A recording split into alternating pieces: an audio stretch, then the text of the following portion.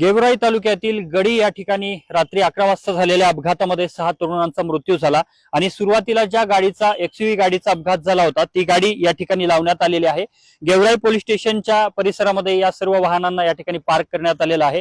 ही जर आपण एक्सयूव्ही कार पाहिली, गाडी बघितली तर या गाडीचा रात्री 8:30च्या दरम्यान सुरुवातीला पाण्यामुळे अपघात झाला होता, स्लिप होऊन आणि चालकाचं नियंत्रण सुटल्यामुळे या गाडीचा सुरुवातीला अपघात झाला।